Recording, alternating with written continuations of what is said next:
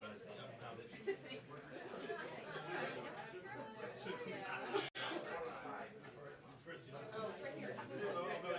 might be entangled on something.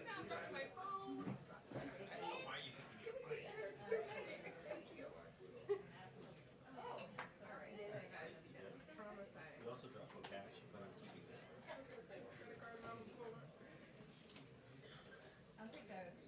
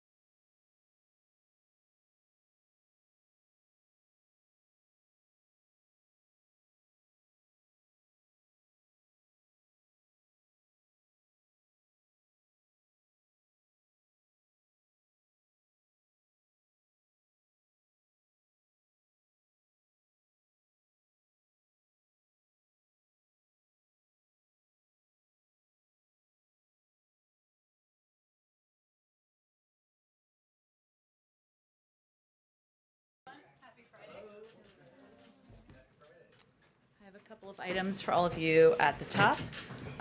First, we welcome the unanimous adoption today in the UN Security Council to extend the mandate for a critical humanitarian aid lifeline to Syria.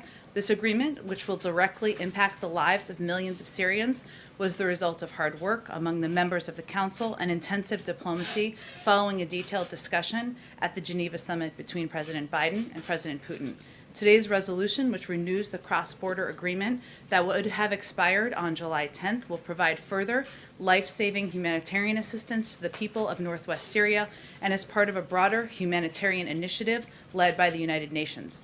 The two leaders today on their call, there was a readout that just went out that should be in your inboxes, you may have seen, commended the work of their respective teams following the summit and welcomed the unanimous vote in the Council. There was a readout, I should note, that just went out of a call that President Biden did with President Putin this morning. I'm sure we'll talk more about that, but just to note for all of your inboxes. Also today, the President will sign an executive order that will direct a historic whole-of-government effort to promote competition in the American economy. This effort has three goals: lower prices for consumers, higher wages for workers, and more innovation and economic growth. Lack of competition drives up prices for consumers. Barriers to competition also drive down wages for workers. When there are only a few employers in town, workers have less opportunity to bargain for a higher wage and to demand dignity and respect. In total, higher prices and lower wages caused by lack of competition are now estimated to cost the median American household $5,000 per year. So we want to work to address that. Competition is the engine of our economy, and this is just the beginning. We'll be back in the weeks ahead to update you on the progress we're making on this executive order and the concrete benefits we are delivering to the American people. I also wanted to provide a quick update for you on our work in Haiti.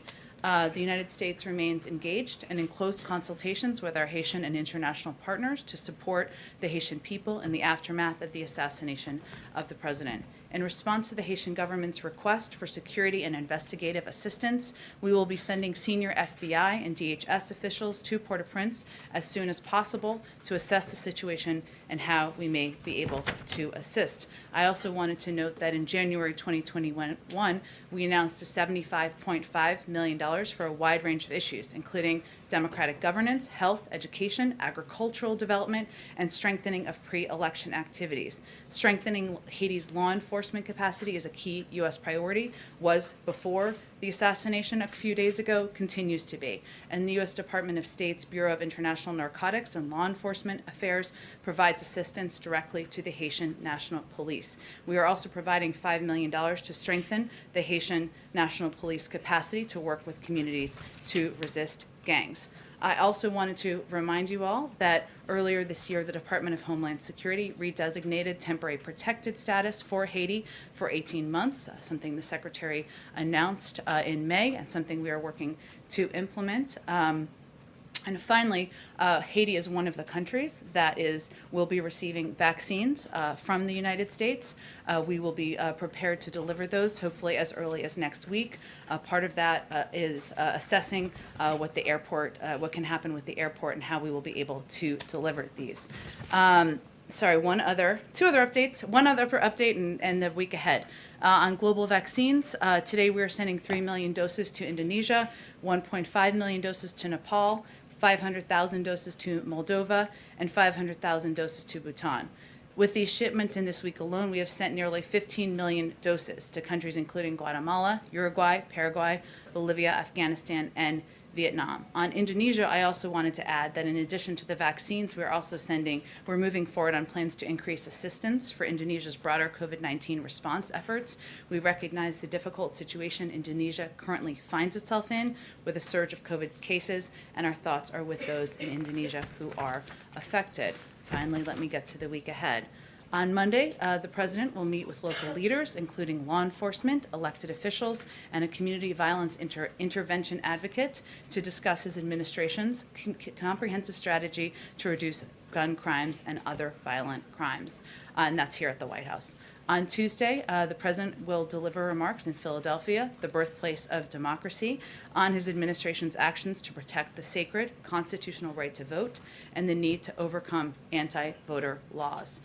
He will make the moral case to the American people on why the right to vote is fundamental to who we are as a nation. On Thursday, the President will deliver remarks to mark the day that tens of millions of families will get their first monthly tax relief payments thanks to the American Rescue Plan. The expanded child tax credit provides working families $250 each month for every child 6 to 17 years old and $300 each month for every child under 6 years old. Also Thursday, the President will welcome German Chancellor Angela Merkel to the White House for an official working visit. Her visit will affirm the deep and enduring bilateral ties between the United States and Germany. This forward-looking visit will address our robust partnership on shared global challenges and identify areas to further strengthen cooperation in the months and years ahead. And on Friday, the President will participate in the Asia-Pacific Economic Cooperation Leaders Retreat, remotely, obviously, on the response to the COVID-19 pandemic. On Friday afternoon, the President will travel to Camp David, where he will remain over the weekend. Alex, that was a lot of information. Hopefully, go ahead. And we have new information about a call with President Putin. Can you tell us more about what prompted this? Was it decided in response to these recent ransomware attacks? What exactly did President Biden say? He reiterated that the United States will take any necessary action to defend its people. What threats, if any, did he make? And then I wanted to know, the top of the readout suggests that it was partly sort of a pleasant call. The leaders commended their joint work. So can you explain why President Biden was at all pleasant in this call when it seems that there are all of these ransomware attacks coming from Russia that may have been government approved? First, let me say that the President is a believer in face-to-face diplomacy when possible and leader-to-leader diplomacy when that's not possible. And this is an example of that.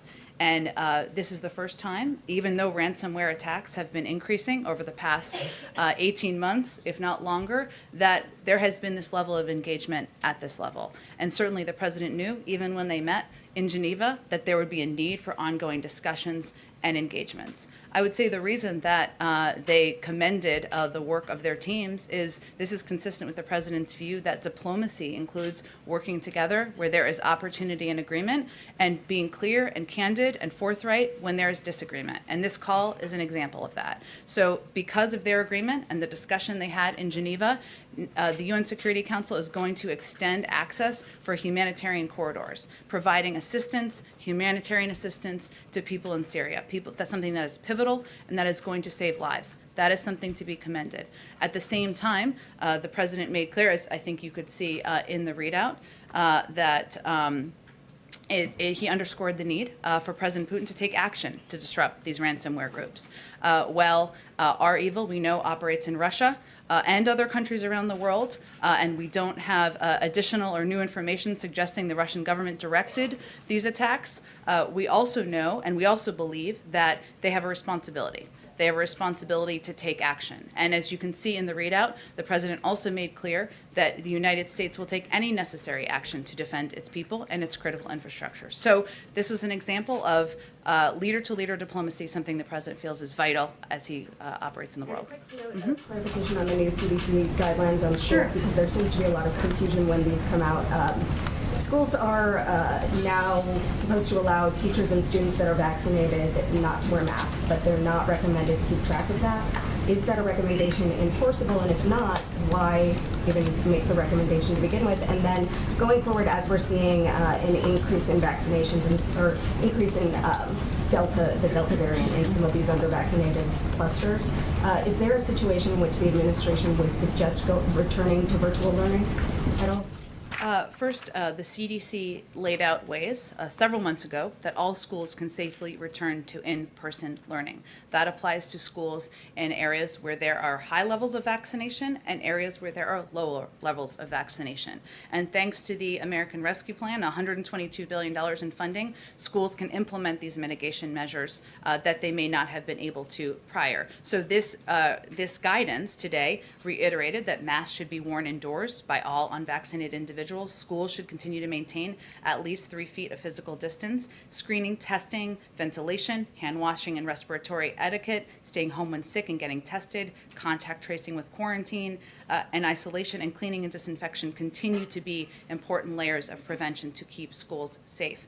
Now, the guidelines that they provided, the guidance, is in line with their public health guidance that they have provided broadly. So if somebody is vaccinated, they are safe. If they are not vaccinated, which obviously applies to children who are under a certain age who are not yet eligible, then there are guidelines that remain in place. How these guidelines will be implemented has always been the purview of local school districts. That has always been the case with vaccines in general, even prior to the coronavirus. So this is public health guidelines that they are providing. It is up to the school districts to apply and implement. Go ahead, Jeff. Some 3 weeks or so ago, President Biden in Geneva said that Vladimir Putin knows there are consequences. He knows I will take action. Did he raise the volume of a similar message in their call today, or did he amplify it in any way, or did he just repeat it? Well, I think as the readout makes clear, he reiterated that the United States will take any necessary action to defend its people and its critical infrastructure. And he also reiterated his expectation that President Putin take action, even if it is not directed by the Russian government, and if it is because of criminal actors in his own country. So I'm not going to give you a tone and tenor readout here, but the president believes that and he's always believed this was going to need to be an ongoing diplomatic engagement with the Russians. We've had expert level talks. We've had those talks focused on cyber, focused on ransomware, but he also understands that there's going to need to be talks at times at the leader level. This is exactly what you don't have any new information that Russia was involved specifically in these attacks, is that right? Correct. Are the cyber groups still meeting next week, the U.S. group and the Russia side meeting next week on Yes. cyber? Yes, go ahead. So in this call with President Putin, did Putin provide any assurances to President Biden that he will in fact crack down on cyber criminals that are in his country? Well, I'm not going to read out on behalf of the Kremlin. I will let them read out their own, what the president conveyed to President Biden. Sorry, I didn't mean to cut you off, but did President Putin provide any assurances to President Biden on that call? Again, that's not an appropriate role for the United States to convey. I can convey and read out to you what role President Biden played and what message he delivered to the Russians. Go ahead. So you've talked about the visit of Chancellor Merkel coming on Thursday. To what extent will President Biden ask Germany and other countries that are involved to stand with him in a response to Russia on these ransomware attacks? Is that a big part of your agenda? Well, I would say that it has long been, and it was back to the G7 and the meetings on the president's first foreign trip. Part of his message to other European leaders and partners was we need to stand together and work together to address the threat of ransomware, cyber attacks. It is not just an issue for the United States. It is an issue for a range of countries around the globe. In terms of what percentage of the meeting, I think we'll have more as we get closer to the meeting with Chancellor Merkel, but certainly I would expect that the rising threat of cyber and ransomware would be part of the agenda. I have one more on Germany and then another quick one. So on Germany, this one residual issue that is still to be addressed has to do with Nord Stream. To what extent are you hopeful that you might be able to reach some kind of an agreement or extract some kind of promises from Germany that would stave off the need to have those sanctions take place? Take effect?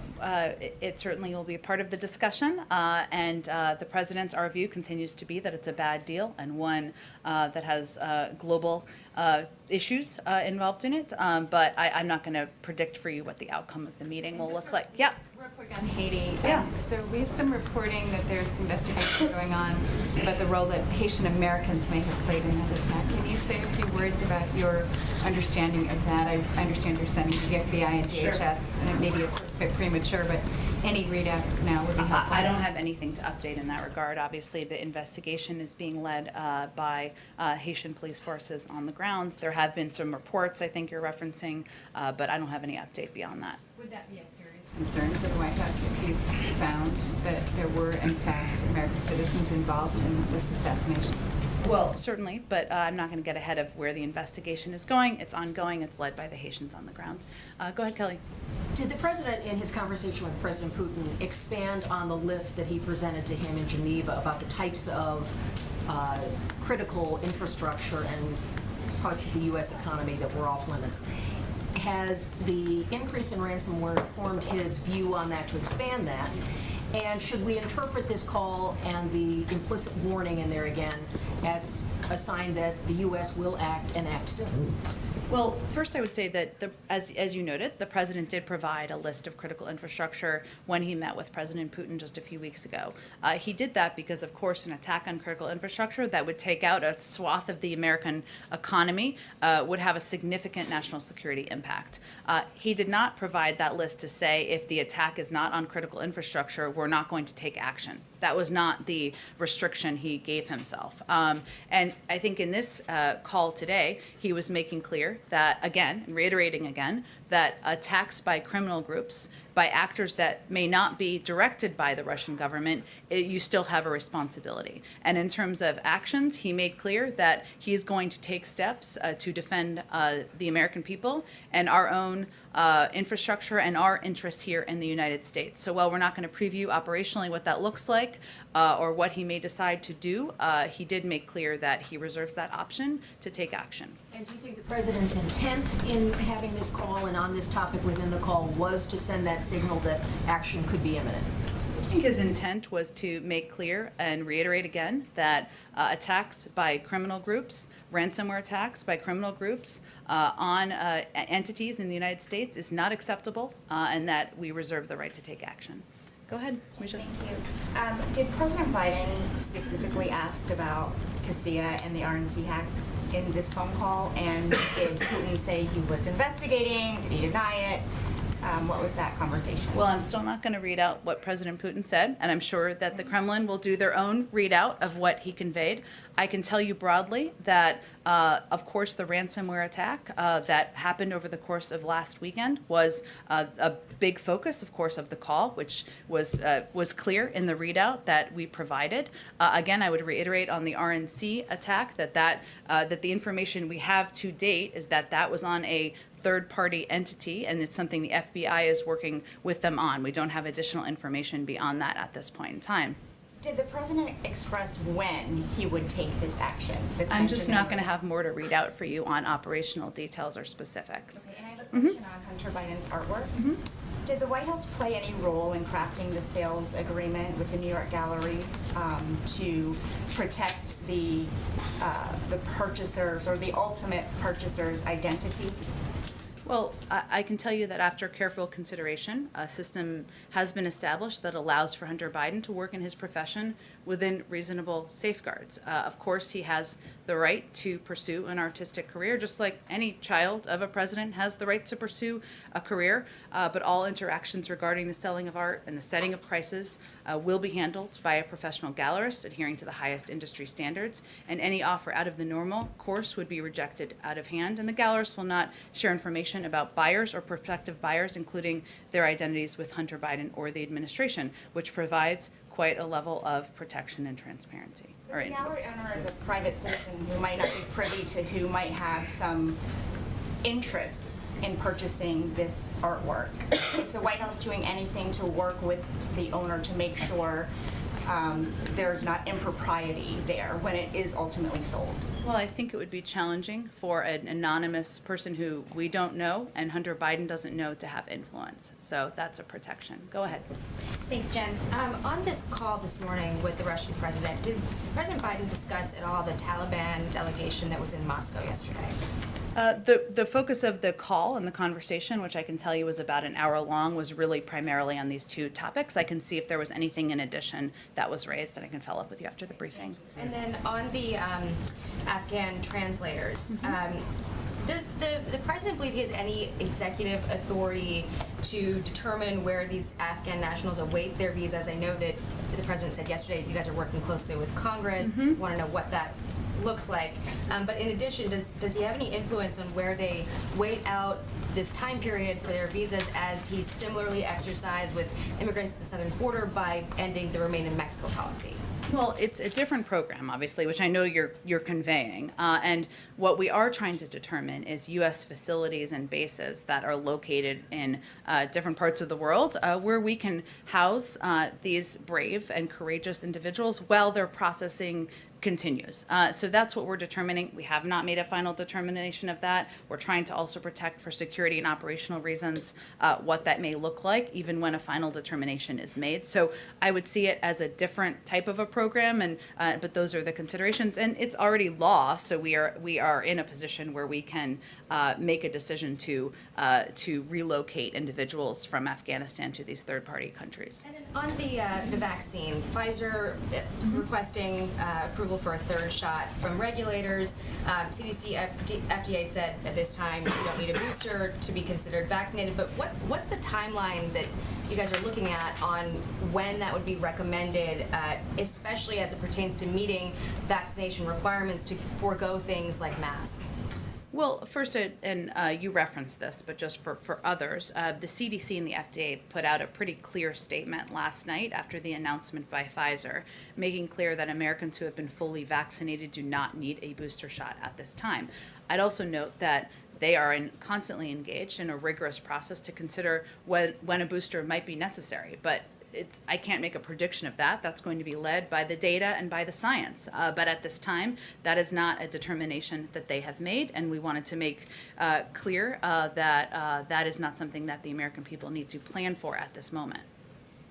Jen. Go ahead. I'm just going to jump around because I haven't gotten to a bunch of people in this room in a couple of days. Go ahead. Jen, a couple on Afghanistan, just to follow. Yesterday, the president said that he actually denied that the intelligence community had assessed that the Afghan government had collapsed. That conflicts with the reporting of the Journal and other news outlets that said that it collapsed within 6 months. Was he not briefed on that intelligence, or are you denying that that intelligence exists at all? Well, first I would say that we, of course, abide by the intelligence presented by our own intelligence community. But the way the question was answered and in part presented was whether it was inevitable. And the president does not believe that it is inevitable.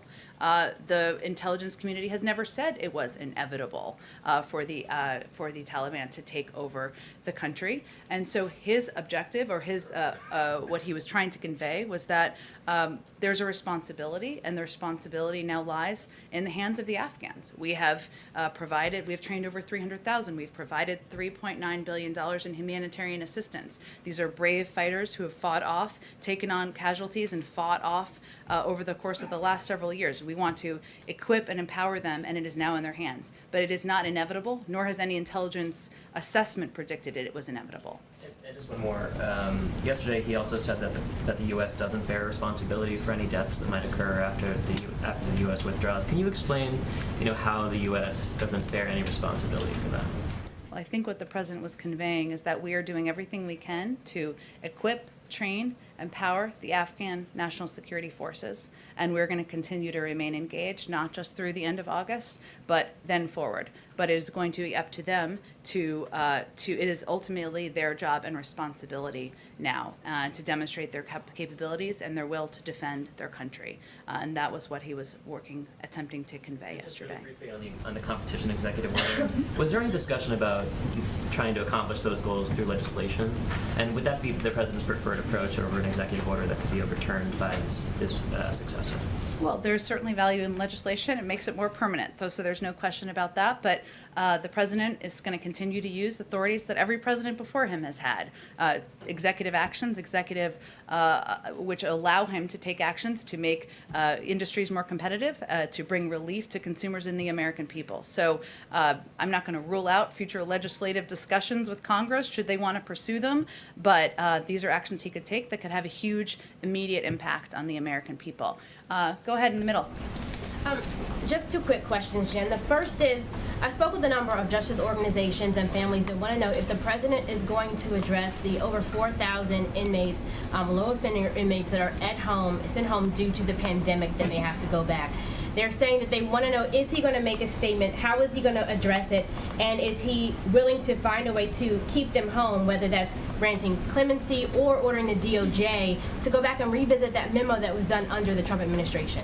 Sure, it's a great question. It is something the president is following closely. A lot of it is under the purview of the Department of Justice. I can see if there's any new update for you that I can provide to you after the briefing. Secondly, on the campaign trail, the president said, especially for those moments when this campaign was at its lowest, the African American community stood up again for me.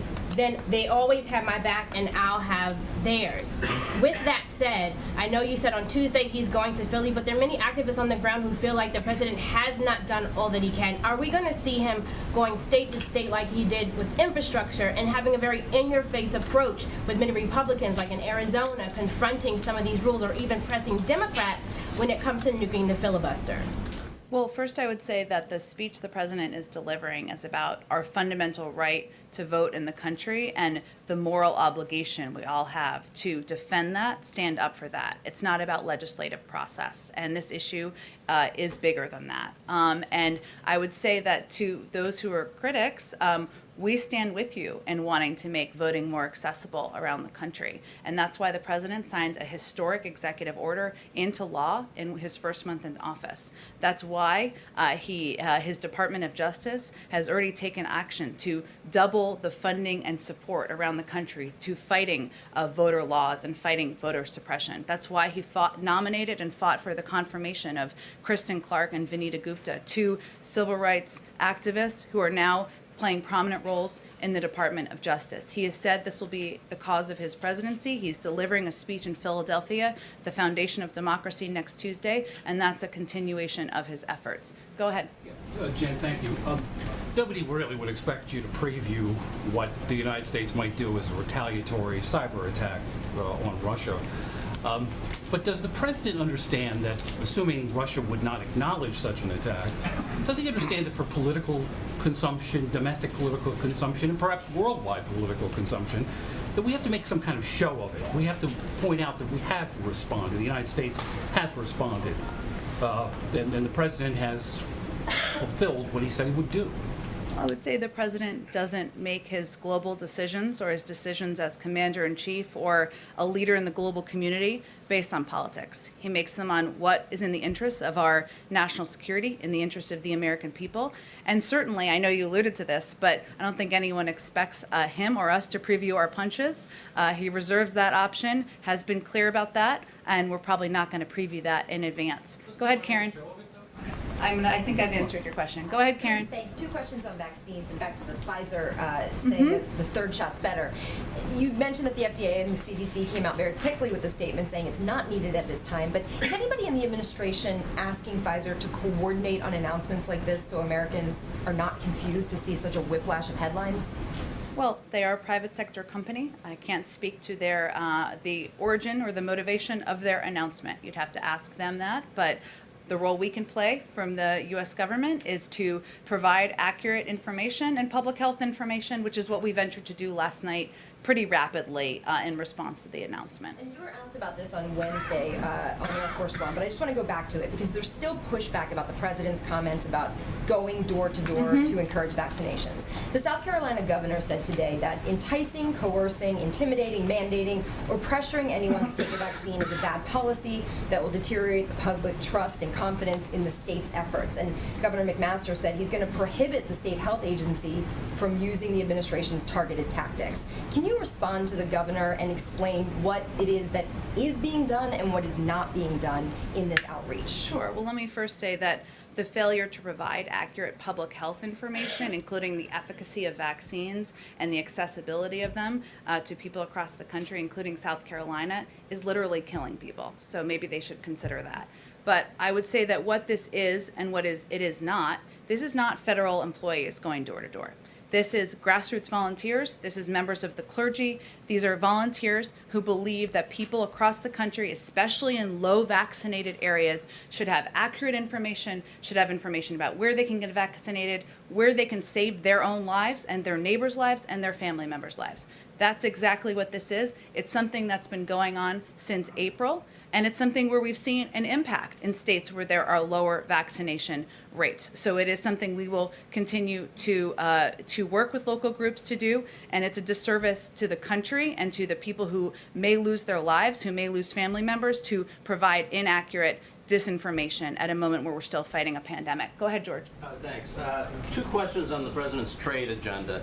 He's spoken a lot about Buy America, and he settled the Airbus thing, but when can we expect activity on the major things like lifting the Trump tariffs or the UK talks?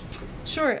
This is, of course, under the purview of Ambassador Tai and somebody who is working every day to work with countries around the world to communicate what our agenda is. I don't have anything to predict for you in terms of additional components of his trade agenda. I will note that as he looks at our global approach, our economic approach, he believes that we need to build the middle class, make sure we are making decisions through the prism of what's going to help the middle class here in the United States.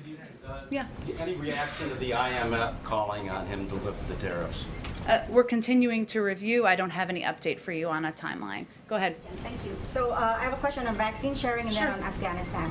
On vaccine sharing, many humanitarian organizations say that despite 1 billion doses pledged by G7, the lion's share of which is coming from the U.S., it's still not nearly enough to get the world vaccinated to stop the spread of variants. My question is, does the administration have any plans to expand from the 580 million doses already pledged? And jumping up on your Indonesia announcement, the Jakarta government has just announced that they're going to use the 3 million Moderna doses to vaccinate 1.5 million healthcare workers who have already been vaccinated, fully vaccinated with Sinovac.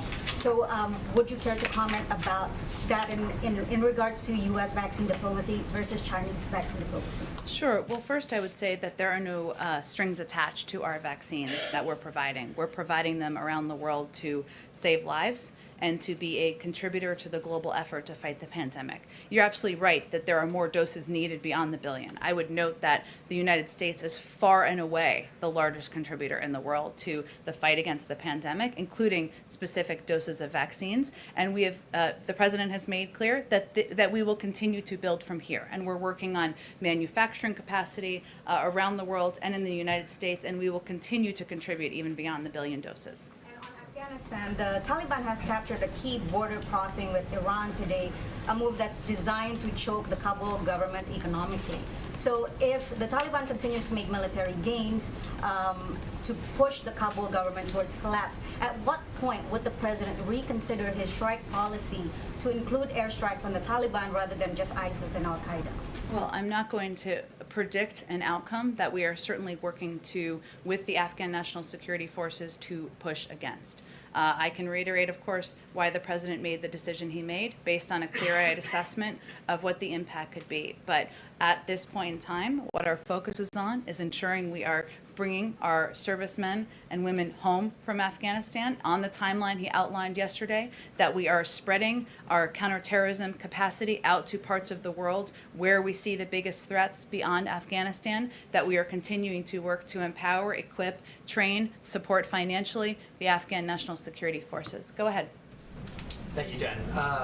We're almost halfway through the 90-day period that the White House has set for the U.S. intelligence community to redouble its efforts and analyze information about the origin of COVID-19. Is the president receiving, or has the president received any update on that program? I don't have any updates to provide to all of you, but go ahead. Thank you. And then second question, delegates of the National Education Association, they approved a measure last week calling for support of, quote, the implementation of culturally responsive education, critical race theory, and ethnic studies curriculum in pre-K through 12 and higher education. The president is obviously a big fan of education. The First Lady is a teacher. She's a union teacher. I'm wondering, what are the president's thoughts on anti-racism curriculum in the classroom? Well, the president believes that in our history, there are many dark moments, and there is not just slavery and racism in our history, there is systemic racism that is still impacting society today. And he believes, as I believe, as a parent of children, that kids should learn about our history. So as the spouse of an educator and as somebody who continues to believe that children should learn not just the good, but also the challenging in our history. And that's part of what we're talking about here, even as it's become politically charged. Thank you, Jen. Thank you. Go ahead. I just want to follow up on something you said about Pfizer before. You said this is a private sector company. Yeah. It's a company that's gotten billions of dollars from the federal government, and it's a key part of probably the most important effort you're working on right now. Mm-hmm. Given that, is it still not appropriate to coordinate on messaging that might confuse people? Well, again, the role we can play is to determine how we communicate from the federal government and how we communicate accurate public health information to the American people. And that's what we ventured to do as quickly as possible last night after the statement came out. Go ahead, Jen. Just on the EO that the president is about to sign, we've seen some of the business groups that, while not often the allies of Democrats have been, especially around the infrastructure deal, groups like the Chamber of Commerce, expressing concern that government is just kind of inserting itself too much into business dealings.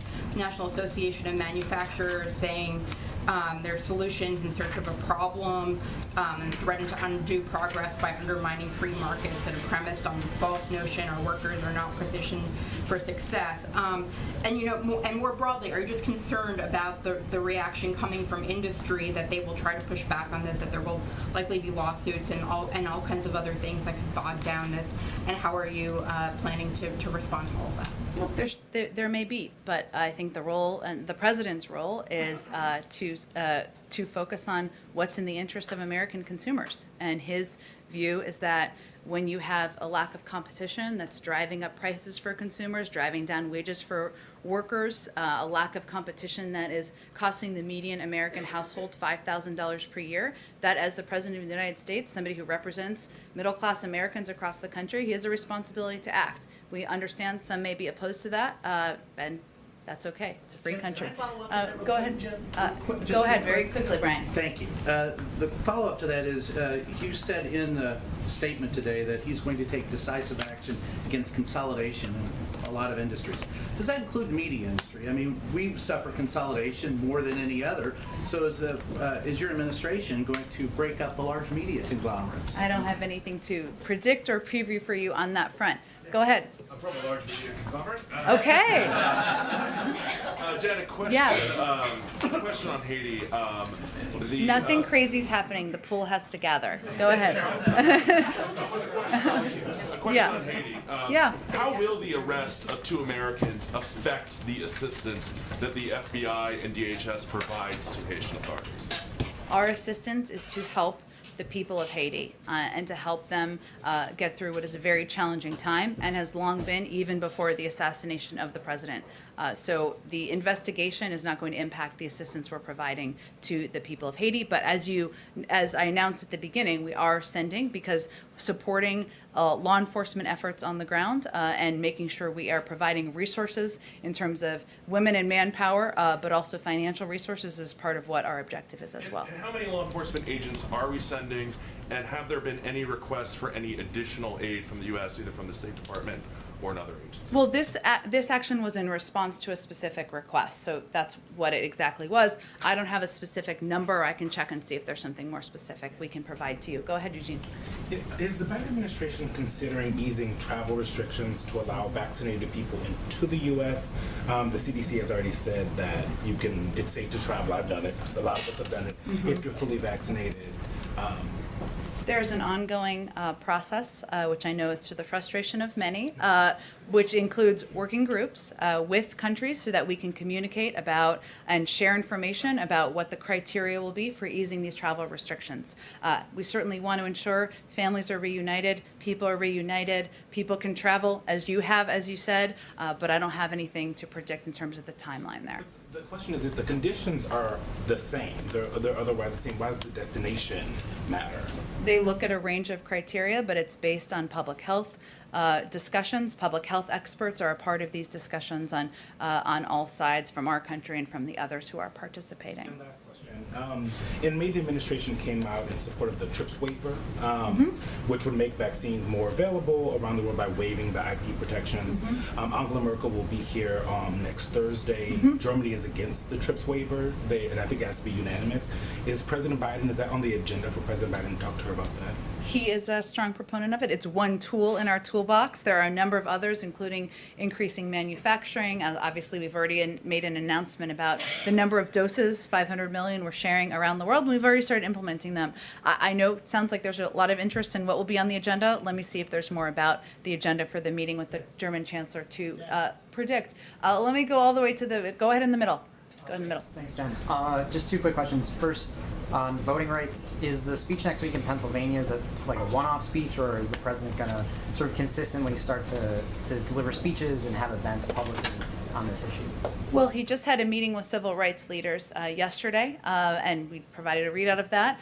So I can't predict for you what the schedule will look like beyond next Tuesday, but this is an opportunity to go to the birthplace of democracy to make the case for the moral imperative of making voting more accessible to people across the country. Just quickly, it's been several months since Neera Tanden was withdrawn as the nominee to lead OMB.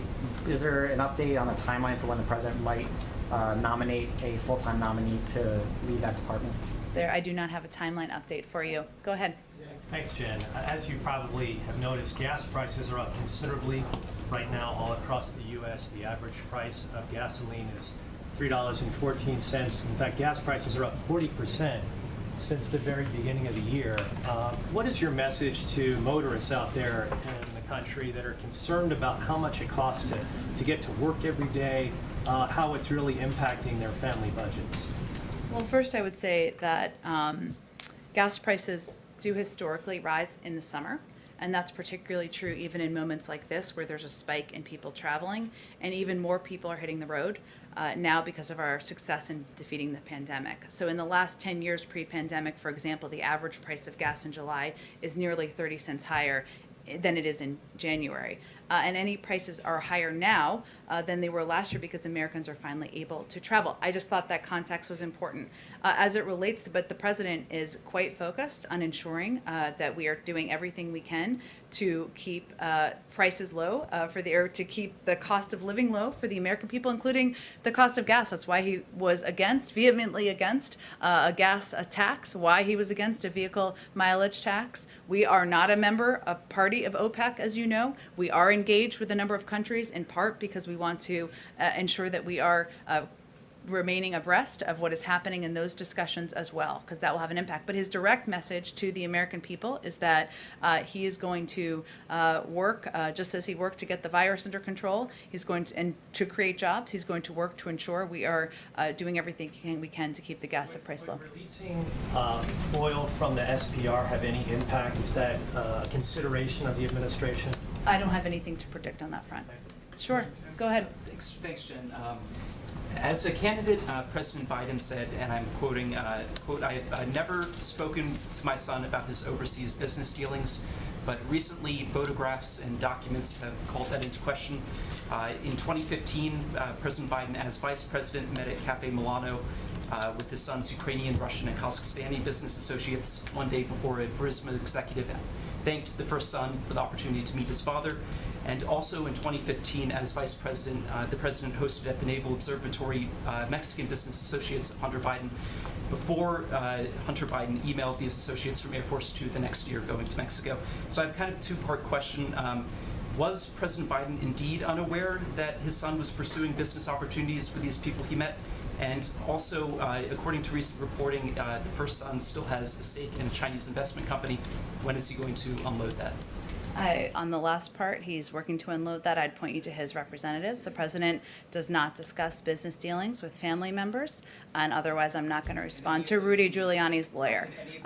Go ahead in the back. Go ahead. Go ahead. Thanks, Jen. I wanted to ask you about the executive order that the president's going to sign on competition. Most of that executive order to me looks like it would be done through regulation at the agencies. Yeah. And he's directing a whole bunch of different rulemaking. Can you talk about, so the office inside OMB that handles regulation still has no director or administrator, I believe is the title. Can you talk about how the coordination is going to go to get this all out the door and make sure that it's, cross the T's, dot the I's without someone in that job that would traditionally do that? Sure. Well, first I would say that OMB is one of the agencies in the federal government that is also staffed by talented men and women from the career service, and they can help make sure we are continuing to function and implement government actions, and that continues to be the case in this regard.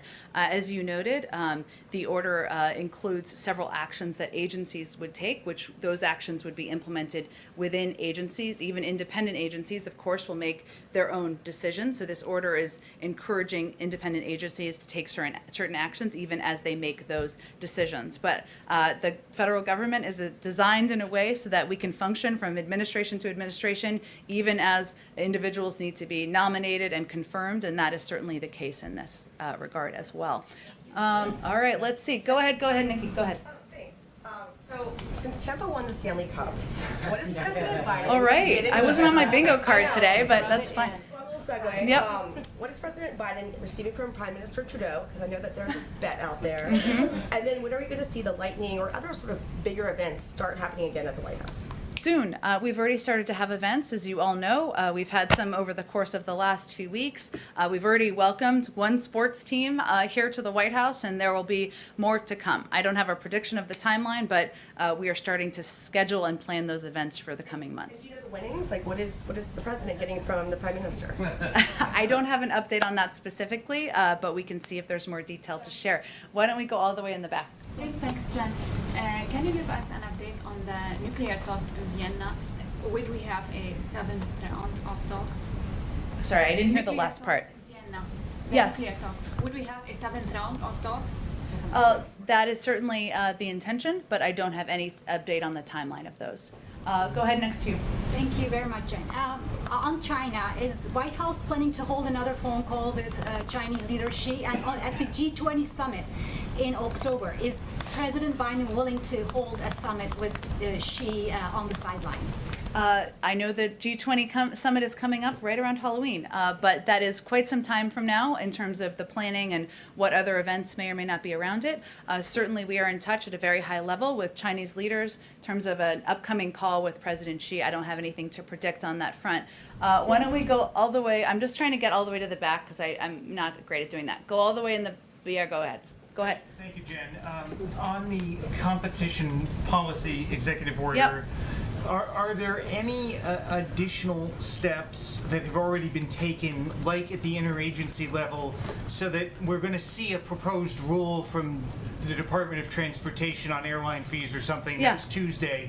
How much of this is sort of pre-staged versus starting at the beginning of the process? Well, where appropriate with agencies that are, of course, not independent agencies that we've been working closely with, we have been working with them to develop policies and do that in alignment. The timing of proposed rules, I would point you to each agency. Obviously, as you know, that takes some time depending on the complication of the rule, but we developed this through an interagency process where appropriate, and there is, of course, broad support for the competition agenda in the administration. Also asked, because there was the Bipartisan Policy Center had a report the other day on the debt limit. Treasury has been unclear on when exactly the X date will arrive. Is the president going to be pushing Congress to raise the debt limit or suspend it again before they leave for the August recess in the early August? I think the president certainly expects that Congress will take steps, as they have 3 times during the prior administration, to raise the debt limit. All right, I think we have to wrap up because I think you have to, we're going to move to the president's remarks. Thank you, everyone. Have a wonderful weekend.